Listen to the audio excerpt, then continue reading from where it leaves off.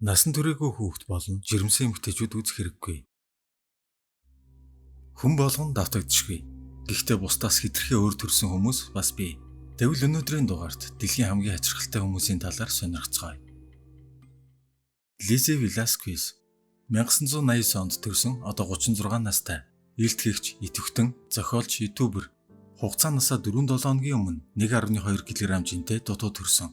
Тэр Марфаны липодистрофийн хам шинж гэдэг маш ховор төрлийн гений өвчтөд төржээ. Энэ өвчин нь биеийн өөхөө алдаж жин нэмэх боломжгүй болдог. Өвчин түүнд жин нэмэх боломж өгөөгүй учраас Лизи нас бит хүрсэн ч хизээч 29 кг-аас илүү жинтэй байж үзээгүй. Биеийн өөхний хэмжээ нь тэг хувь. Ямар ч өөхгүй учраас өдрийн турш олон удаа хооллох хэрэгтэй болдог төдийгүй өдөрт 5,000-аас 8,000 ккал илчлэг авах ёстой байдаг. 4 настайгаас хараа нь муудаж, баруун нүд нь юм хардаггүй, харин зүүн нүд нь муу хардаг. Ийм төрсөн болохоор бага насндаа хүүхдүүдэд туранхай, царай муутай гэж үргэлж шоглуулж дээрлгүүлдэг байсан.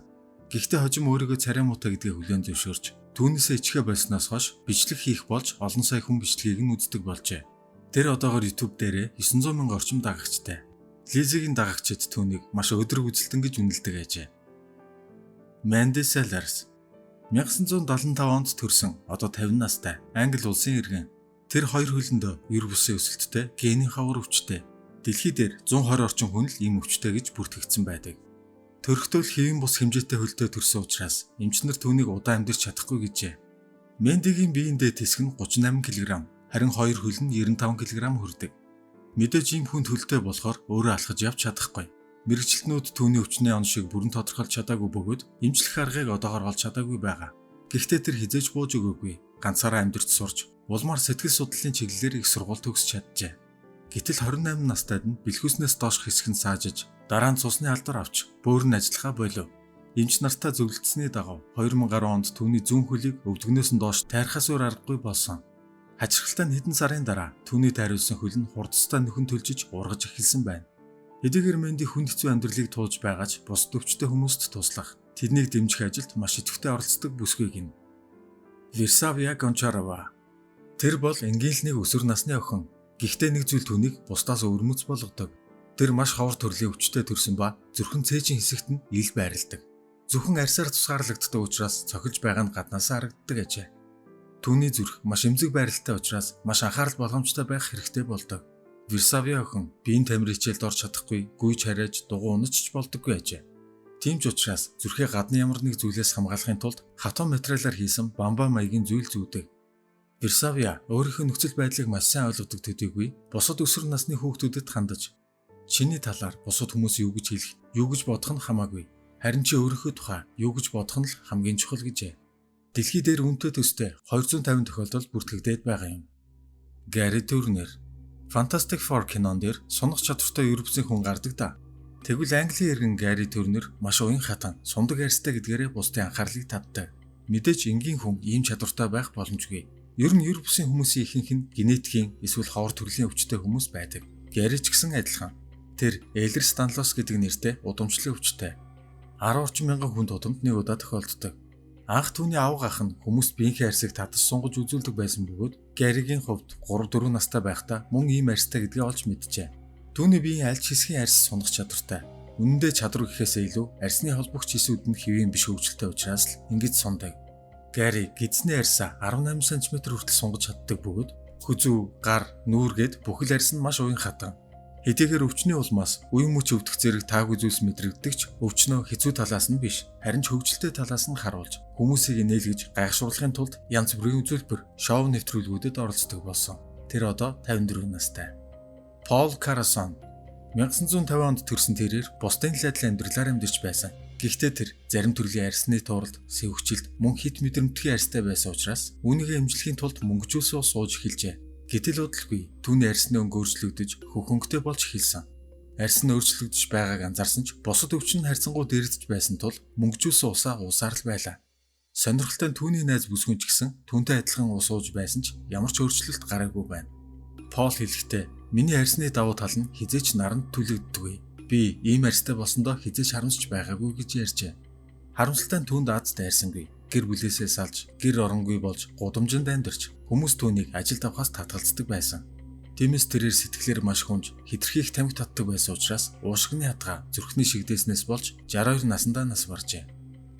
Deepak Chandra энэ энтгэх хүү Марвелийн супер баатар шиг л чадвартай. Тэр хэр баргийн цахилгаан гүйдлийг мэдэрдэггүй. 1000 вольтын хүчтэд хүрсэн ч мэдрэгдэх зүйл байдаггүй гин. Ийм хэмжээний гүйдэлд энгийн хүн хөрвөл шууд өөхөх болно. Харин түүний хувьд арьс төлөгдөх, өвдөлт мэдрэгдэх зүйл юу ч байдаггүй гин. Тэр ч бүхэл 11,000 вольтыг өөр дээрээ туршиж үзсний дараа аянганаас жайхаа болсон гэжээ. Зүгээр нэг цахилгаан утсанд хүрэх биш, цахилгааны утас дүрсэн устаа савнд гараад өрөх, хилээрээ тогтоо утсанд хүрсэн ч тэр юу ч мэдэрдэггүй. Улмаар Deepak өөрийнхөө хотынхоо айлуудын цахилгааны асуудлуудыг засч өгдөг болсон. Түүний талаар судалсан дөрвтэй судалгаа олсонгүй. Гэхдээ ийм боломжтой хэсгээр нэлээд эргэлзээ төрж байна. Тэр ямар нэг төрлийн өвдөлт мэдэрдэггүй өвчтэй юу? Эсвэл үнэхээр ийм хачирхалтай чадвартай хэсэг нь эргэлзээтэй. Харин юу тодорхой байна вэ гэвэл ийм зүйлийг хийж туршиж огт болохгүй гэдгийг анхааруулъя. Dishant Adhikari 19 настай Непал залуу 70 см урт үсрэхийг сүултээ. Ер нь сүултээ хүн төрөх тохиолдлууд нэлээд олон байдаг. Гэхдээ түүнийг шиг үсрэхийг сүултээ төрсөн тохиолдол бараг байдаггүй. Ийм хачирхалтай төрсөн учраас эцэг эхэн түүний сүлийг үргэлж нуудаг байсан бөгөөд эмчлүүлэхийн тулд хэд хэдэн эмнэлэгт хандаж байжээ. Гэвч эмч нар ямар арга хэмжээ авахаа мэдээгүй. Гэхдээ хүү өсөж томрохын хэрээр сүултээгээ эвлэрч хүмүүсээс нуухаа болж харин ч ил гаргаж явдаг болжээ. Нэг Дисмацек энэ залуу нүүрэндээ маш том ургацагтай. Харахад үнэндээ жаахан эвгүй. Тэрээр нейрофиброматоз гэдэг ховор төрлийн удамшлын хоргүй хавдартай. Энэ нь арьс эсвэл яс орчмыг хамардаг. Арьсан дээрх толб эсвэл хавдар маягаар илэрдэг өвчин. Энэ бүхэн Никийг 9 настай байхаас нь эхэлсэн бөгөөд том болох тусам нь хүндэрч эхэлсэн. Никийн биеийн хаасаагүй жижиг ургацгууд ургасан бөгөөд нүүрний хэсэгт нь илүү томоор ургажээ. Өмнө нь 2 ч удаагийн мэс засалд орсон боловч хавдрыг бүрэн арилгаж чадаагүй. Харин одоо бол тэр өөрийн царинаас огт ичдэггүй. Харин ч олон нийтийн сүлжээгээр хөгжилтэй бичлэгүүд оруулж олон сая дагагчтай болоод байгааг нь. Заримдаа бид нарын сул тал давуу тал болдгийн жишээ нь энэ бизээ. Сара Герц Эйлер-Данлосын синдром буюу арьс унжих өвчин. Сара Герц одоо 34 настай. Гэхдээ арьс унжих өвчний улмаас наснасаа хөгшин харагддаг. Анх 7 настайгаас л энэ шинж тэмдгүүд илэрч эхэлсэн. Хүний арьсанд коллаген гэдэг бодис байх ёстой. Энэ бодис нь арьсыг толгор, эрүүл, уян хатан болгодог. Харин түүний арьсанд ямар ч коллаген байхгүй учраас хэд сул өвчлөлтэй болжээ. Гэхдээ үгээр дууссангүй. Энэ өвчин нь хүний холбогчид, үе мөч, цусны судасны хананд нөлөөлдөг. Дээрээс нь өвдөх, ядрах, хоолн дургүй болох зэрэг олон асуудал үүсгдэг байна. Сара өөрийн өвчнөөсөө санаа зовж, сэтгэлээр ундаг байснаа болж, харин ч өөрийгөө хайрлж, бусдаас өвөрмөц гэдгээ олж ухаарснаас хойш фотомоделийн зураг авахулж, олон нийтийн таашаалыг хүртээд байгаа ажээ. Энэ өвчнөөс урьдчилан сэргийлэх, эмчлэх арга одоогоор байхгүй. Chen Tuanzi энэ хятад эмэгтэй төрөлхийн нугасны буруу хөгжилтэй төрсөн. Өвдөг нь арагшаа биш, урагшаа нугарсан байрлалтай. Хэдийгээр Chen ийм хүнд байдалтай байсан ч ахлах сургуулаа төгсөж, коллежид элсэж чадсан байна. Гэр бүл нь ядуу байсан тул эмчилгээний зардлыг нь гаргаж чадахгүй байсан учраас юу ч хийж чадахгүй байв. Харин орон нутгийнх нь түүний талаар олон нийтийн мэдээллийн хэрэгслээр цацсны дараа эмчилгээнд хүрэлцгүйц мөнгийг цуглуулжээ. Улмаар 50 эмнэлэгт хэвтэж 10 сарын туршид 7 удаагийн хагалгаанд орсон. Хагалгаанаас хойш 6 сарын дараа тэр 2 хөл дээрээ алхаж чаддаг болсон бөгөөд гараараа биш хөлөөрөө явж чаддаг болсондоо хязгааргүй их баяртай байна гэж ярьжээ. 27 настай Chen бүсгүй, эрүүл саруул болсноор барахгүй, хайртай хүнээ олж, гэрэлтэй батлуулж, одоо аз жаргалтай сайхан амьдарч байгааг нь. Shiloh Pepin Лусын дагны синдром буюу Cyranomylia. Хоёр хөл нь хоорондоо нийлж, загасны сүл шиг хэлбэртэй төрдөг. Ийм өвчтөй төрсэн хүүхдүүд ихэнхдээ урт насалдаггүй. Харин Shiloh охин амьд үлдэж, харьцангуй урт насалж чадсан 3 хүний нэг. Түүний хувьд ийм хөл нь асуудал байсан гэхээсээ илүү давсаг, бөөр, бүдүнгиз гэх мэт дотоод эрхтнүүд нь дутуу хөгжсөн байв. Shiloh 2 настайдаа анх бөөр шилжүүлэн суулгах хагалгаанд орсноос хойш өөр янз бүрийн 150 гаруй хагалгаанд оржээ. 8 жилийн туршид эмчийн хяналтанд эмчилгээ хийлгэж байсан түүний энэ их төвчээр зоргийг нь хүмүүс гайхдаг байсан бөгөөд хотынхаа хамгийн алдартай, бусдын хайрыг татсан охин байжээ. Харамсалтай нь дотоод эрхтнүүдийн хүндрэл, цусны буруу эргэлт гэх мэт шалтгаануудын улмаас Shiloh охин 10 жил амьдарсан.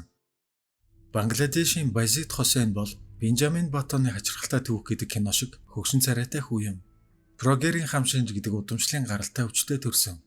Зөвхөн гадаа төрхөөр зогсохгүй, биеийн ч гэсэн хөгшин хүнийг шиг харагдан. Ийм өвчтөй хүний бие энгийн хүнийхээс 8-аас 10 дахин хурдан хөгшрөлт явагддаг байна. Энэ бол түүний 4 настай үеийн дүр төрх. Үндсэн царай, үрчлээдсэн биетэй, 3 сартаа бүх шүд нь ургасан ч 3 нас хүртлээр алхаж чаддаггүй байсан байна. Дээрээс нь тэр зүгээр нэг хөгшин харагддаггүй. Яг л хөгшин хүн шиг шүдэн сулрах, үе мөч өвдөх гэх мэт олон шинж тэмдгүүд илэрдэг. Гэхдээ Баязидын хувьд оюун санаа нь яг л өөрийн насандаа таарсан хэвийн хүү. Ээж нь түүнийг маш залуугаараа буюу 14 наснда төрүүлжээ. Харин аав нь хэлэхдээ түүнийг анх төрөхөд бид маш их цочирдсон. Маш туранхай, бараг л яс арсил байсан. Тэр яг л харин хүн шиг харагдаж байлаа гэжээ. Эхэндээ түүнийг орхихыг хүсэж байсан ч хүүхдээ бусадтай адилхан энгийн амьдралаар амьдарч болно гэдгийг ойлгосноос хойш асарч халамжлах болжээ. Эмчилгээний зардал нь нэлээд их. Харин гэр бүлийн орлого нь $100 ч хүрдэггүй учраас нэлээд санаа зовдөг тухайгаа ярьжээ.